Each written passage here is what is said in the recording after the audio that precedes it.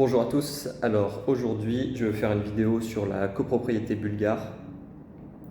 Pourquoi cette vidéo? Eh bien il y a beaucoup de demandes d'achat en fait pour des appartements en Bulgarie et en fait les personnes ne savent pas forcément comment fonctionne la gestion de la copropriété, puisque si vous achetez un appartement dans un immeuble, vous n'êtes pas propriétaire, donc vous êtes conjointement propriétaire avec d'autres personnes de l'immeuble que vous achetez. Donc en Bulgarie, il y a certaines spécificités et en plus il y a des nouveautés qui sont apparues eh bien, au 1er janvier 2024. Donc petite vidéo de droit, j'ai préparé quelques notes et je vais vous en parler. Donc déjà c'est quoi la base? C'est tout le monde voit à peu près ce que c'est que la copro.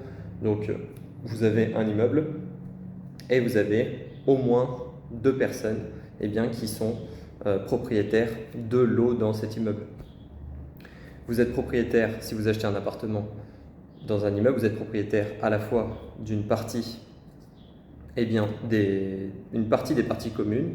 Donc vous avez en tantième un certain pourcentage en fait de l'immeuble, des parties communes de l'immeuble, et une partie privative que vous possédez, donc votre appartement, l'intérieur de votre appartement. En Bulgarie, vous allez voir que c'est assez similaire au droit français, le fonctionnement de la copro, mais je vais vous donner des petites infos où vous allez vous dire, effectivement, il y a quand même des différences significatives. Typiquement, déjà, ce qu'il faut savoir, c'est que en Bulgarie, la copropriété, il y a une copropriété en droit et en fait, si vous voulez, en France, bon, vous avez plus de lots dans un immeuble, donc si ce n'est pas un immeuble monopropriétaire, en monopropriété, pardon, eh bien vous avez automatiquement une copropriété qui est installée, alors qu'en Bulgarie, eh bien ce n'est pas le cas, c'est-à-dire que vous avez des immeubles qui sont de fait eh bien, en copropriété, puisqu'il y a plusieurs propriétaires dans l'immeuble, mais pourtant en droit, il n'y a pas forcément une organisation qui va gérer en fait la copro, ce qui peut poser des gros problèmes d'individualisme. Donc c'est-à-dire que si ma partie d'immeuble, ma façade par exemple, eh bien elle va bien, et l'autre partie de l'immeuble va mal mais ça ne me concerne pas, il n'y a pas mon appartement de ce côté, eh bien je m'en fous quoi. Ça c'est pas super. Et donc moi je vous recommande justement si vous achetez eh bien, un immeuble, en tout cas de vérifier que la copropriété est bien établie, c'est-à-dire que il y a bien un règlement de copropriété et un document en fait qui justifie que la copropriété existe et qu'elle n'est pas simplement un état de fait. Donc il y a aussi un risque en fait en Bulgarie de dissolution de responsabilité, c'est-à-dire que plus les Bulgares sont assez individualistes, donc pas du tout solidaires comme je vais dire comme en France, mais en fait en France c'est un peu pareil, mais encore pire ici on va dire. Donc c'est-à-dire que si on parle des copros, souvent il va y avoir des travaux à effectuer à un certain moment donné, forcément. Et bien si vous allez, je sais pas, ravaler une façade, vous devez ravaler une façade, et que en fait les propriétaires bulgares n'ont pas beaucoup d'argent, vous avez de l'argent, mais les copropriétaires ne votent pas en fait eh bien, le ravalement de façade. J'en parlerai un peu plus tard du fonctionnement en fait de la gestion. Mais eh bien, votre immeuble va se dégrader et donc votre bien va se dégrader aussi, puisque la valeur vénale de votre bien dépend aussi de l'état eh bien, des parties communes et de l'état général de l'immeuble. Donc il faut faire attention à ça. Donc pour introduire, je veux dire, je vous mettrai les documents en fait, qui me permettent de faire cette vidéo, puisqu'en Bulgarie vous avez deux actes principaux qui régissent eh bien, le droit de la copropriété. Vous avez le Property Act et le Condominium Act, ainsi que tous les amendements qui sont publiés par la Gazette de l'État, donc le journal officiel eh bien, de l'État bulgare. Formation habituelle de la copro et sa fin. Donc ça j'ai noté, c'est simple, soit vous avez un immeuble en monopropriété donc qui passe en copropriété, donc vous avez plus de deux propriétaires, Donc là, forcément, on bascule en copro automatiquement. Mais après, effectivement, en Bulgarie, il peut ne pas y avoir de copro instituée. Donc, on va dire plutôt qu'en Bulgarie, la copropriété est instituée par acte, donc par acte notarié, avec un document qui va venir instituer la copro. Ou sinon, si l'immeuble est détruit, donc ça c'est dans le code de la copropriété bulgare, si l'immeuble est détruit, la copro disparaît, ou si on passe d'une copro à une monopropriété. Donc c'est assez simple en fait pour essayer de voir ça. Donc là c'était le champ d'application en fait. Quand est-ce que si j'achète, est-ce que si j'achète, je suis concerné par cette vidéo. Ensuite, bon, partie commune et partie privative. C'est quoi? Partie commune, vous avez en Bulgarie le terrain, les fondations, les murs extérieurs, le toit, les murs porteurs intérieurs et les escaliers. C'est l'article 38 de l'acte sur la propriété. Et du coup, partie privative, c'est tout ce qui n'est pas une partie commune. Donc on a une définition comme ça, déductive. Et en fait, ce qu'il faut savoir, c'est que là, c'est comme en France, vous avez, selon en fait la taille de votre appartement, vous avez en fait des tantièmes. Donc vous possédez une partie des parties communes, donc une quote-part, en fonction de la valeur du bien, et qui est mise en rapport avec la valeur de l'immeuble en entier. Donc ce qui implique la copro pour vous, c'est que vous allez devoir, mais ce n'est pas très cher, en résumé, vous avez plein d'obligations, mais la base c'est que vous devez participer aux dépenses nécessaires à l'entretien et à la restauration des parties communes en fonction de votre part. Qu'est-ce qu'il y a comme document de copro intéressant? Je vous liste ceux que vous devez connaître si vous achetez un bien en Bulgarie. Vous avez le livre de copropriété. Alors depuis le 1er janvier 2024, avant tout était en papier. Maintenant, ce livre, il peut être en électronique, ce qui peut simplifier les démarches. Mais si vous voulez, vous avez un livre donc de la copro avec tous les noms des copropriétaires, les détails sur les lots, donc les détails concernant les surfaces privatives et les tantièmes de chaque copropriétaire, ainsi que un autre document qui est distinct du livre, qui s'appelle le règlement intérieur de la copropriété. Donc c'est comme en France, ça va définir en fait l'organisation et le fonctionnement de l'immeuble, et ça va préciser les droits et obligations à la fois des propriétaires et également des locataires utilisateurs de l'immeuble. Ensuite, sachant que voilà, en gros vous achetez une propriété en copro, vous devrez déclarer en fait, en gros à chaque mutation et à chaque fois que vous achetez un bien en copro, dans les 15 jours suivant l'acquisition, il va y avoir enregistrement sur le livre de copropriété de la mutation et on va mettre à jour les nouvelles informations. Un peu d'eau, ça fait du bien. Ensuite, donc ce qu'il faut savoir, c'est que concernant la gestion, vous avez une petite copropriété, donc dans laquelle en fait on a moins de 3 lots, c'est-à-dire en fait on a 2 propriétaires globalement donc c'est vraiment un petit immeuble. Dans ce cas-là, en fait, il y a un fonctionnement particulier, mais je ne vais pas en parler là, parce que ce n'est pas forcément intéressant, puisque quasiment tous les immeubles ont plus de 3 lots. S'il y a plus de 3 lots, l'immeuble sera géré par le syndicat des copropriétaires. On n'appelle pas ça comme ça en Bulgarie, mais j'utilise des termes français à chaque fois pour qu'on comprenne. Donc l'ensemble des copropriétaires vont devoir gérer l'immeuble. En Bulgarie, c'est un peu particulier parce que vous avez des organes de gestion de la copro et des organes en fait de la copropriété qui sont vraiment différents du français, du droit français. Donc vous avez le syndicat, l'ensemble des copropriétaires, mais vous avez ce qui remplace le syndic en fait français, ça va être le conseil de gestion. Et en fait, c'est l'organe exécutif qui est nommé pour un mandat de 2 ans. Et en fait, dans ce conseil, il va y avoir un minimum 3 personnes et il y aura un président du conseil qui sera élu et qui sera un gestionnaire, le gestionnaire principal de la copro. Et bien, le rôle de ce conseil, c'est de représenter juridiquement le syndicat, donc l'ensemble des copropriétaires. Le conseil de contrôle, c'est un organe de surveillance qui est composé d'un nombre impair de membres et qui vont élire en fait un président du conseil, également pour un mandat de 2 ans, comme le conseil de gestion, pardon. Et le but, c'est de surveiller l'activité du conseil de gestion. Donc là, c'est en fait le conseil syndical qui vérifie la gestion du syndic, si je transpose en droit français. Donc, je vais vous parler un petit peu des rôles de ces différents acteurs. Tout d'abord, donc là c'est l'article 19 de l'acte de la loi sur la copropriété.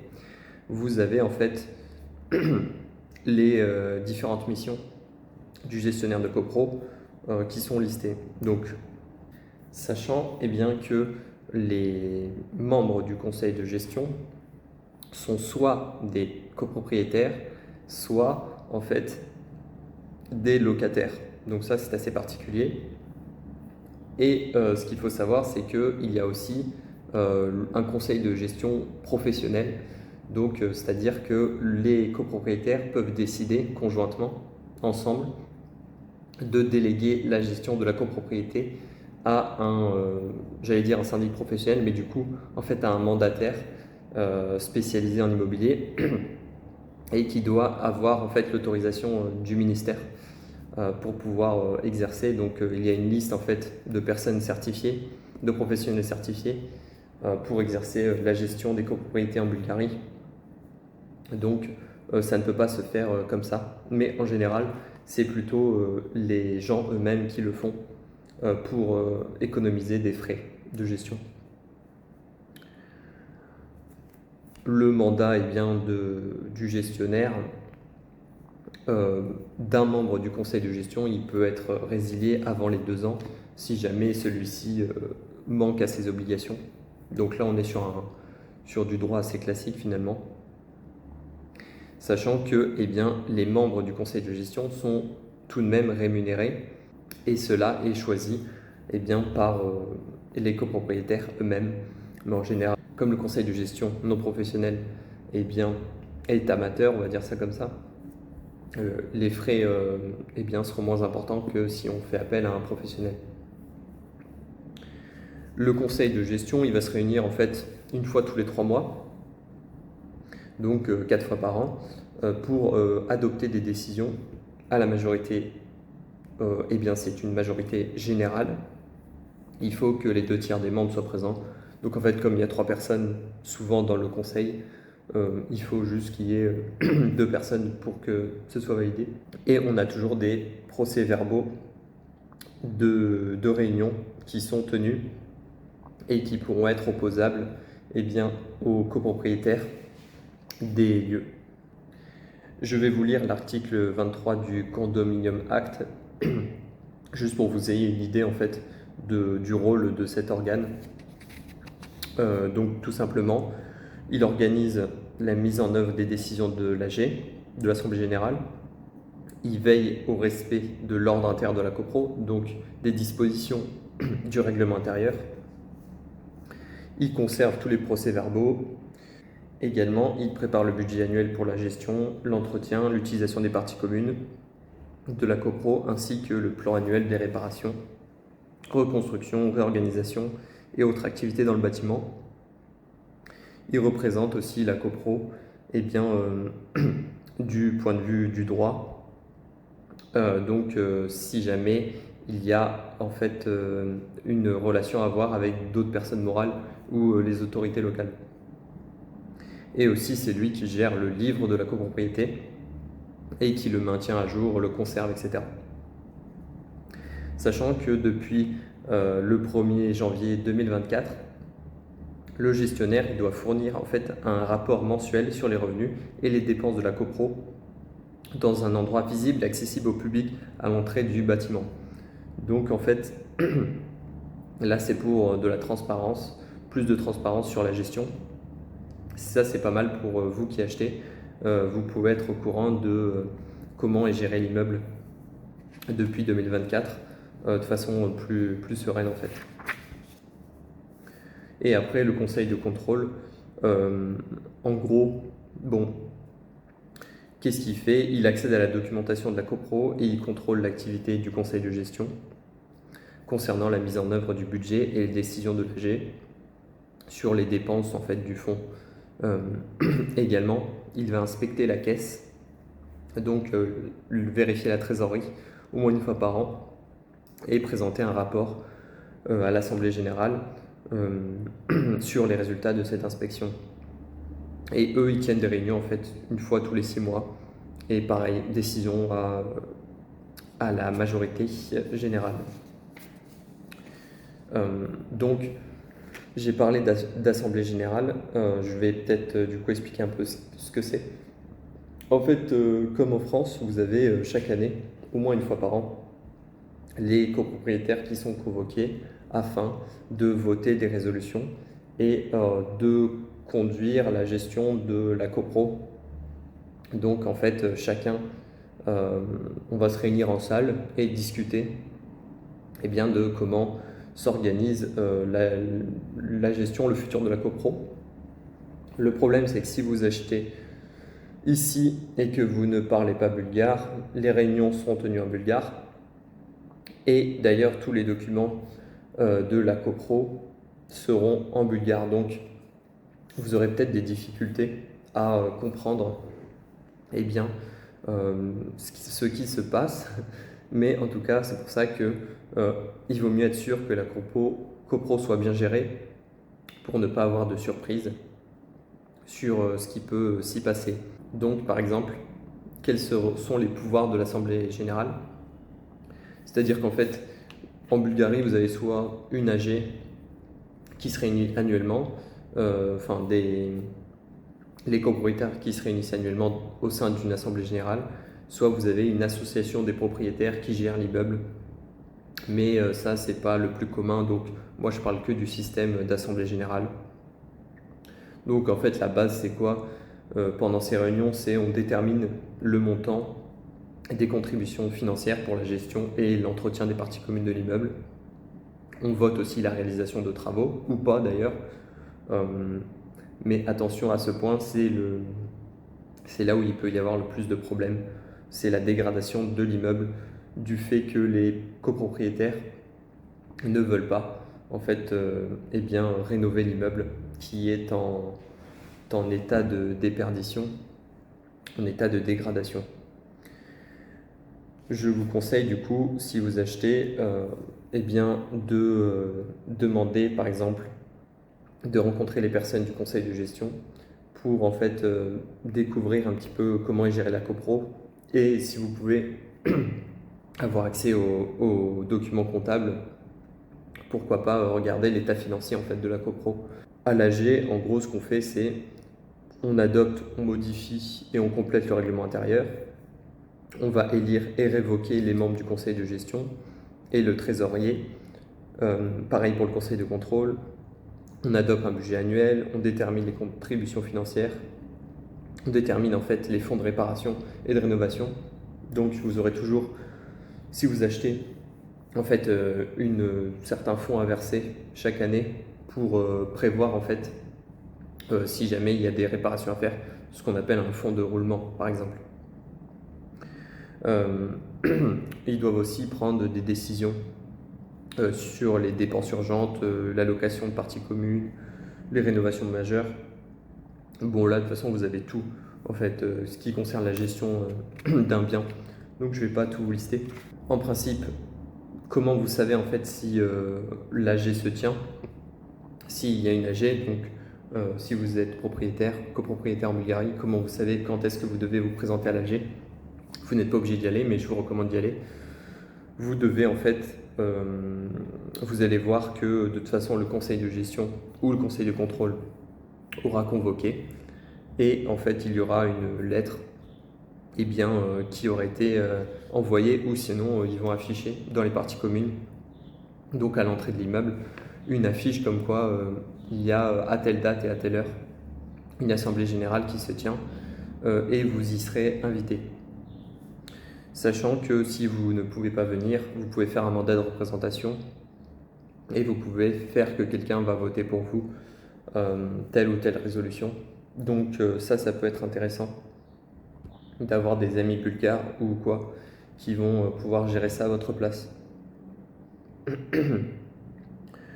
Sachant qu'une AG ne peut se tenir en Bulgarie seulement s'il y a plus de 50% des personnes propriétaires en tantième qui sont présents. Sinon, on ne peut pas tenir l'AG.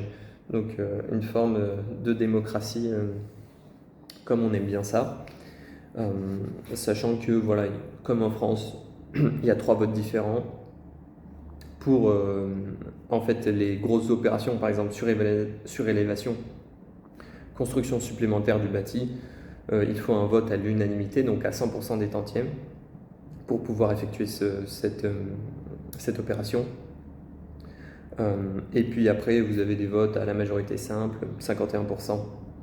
Vous avez des votes à une majorité supplémentaire. Bon, je ne rentre pas dans le détail, mais en gros, par exemple, en fait, pour la majorité des votes, ça va être la majorité simple à plus de 51% des voix des copropriétaires qui sont présents. Donc voilà, c'était une petite vidéo rapide et un résumé en fait de la copro en Bulgarie. J'espère que ça vous aura plu et surtout que ça vous sera utile si jamais vous achetez, pour comprendre en fait que y a quand même une organisation qui a été prévue par les lois bulgares, le législateur. Il y a beaucoup de Français qui pensent que c'est géré à l'arrache et qu'il n'y a pas d'organisation. C'est un peu vrai dans certains immeubles où, comme je vous ai dit, tout se fait un peu de façon individuelle et l'immeuble est un peu laissé à l'abandon. Et puis quand il n'y a plus le choix, il faut faire un travaux, eh bien il les fait parce qu'on est obligé, mais sinon il y a quand même des copros plus récentes où vous avez une organisation qui est établie et où vous avez des immeubles qui sont gérés correctement. Donc il ne faut pas non plus trop s'inquiéter là-dessus si vous achetez en copropriété dans un immeuble. Sinon, si vous ne voulez pas avoir d'ennui, achetez une maison au moins.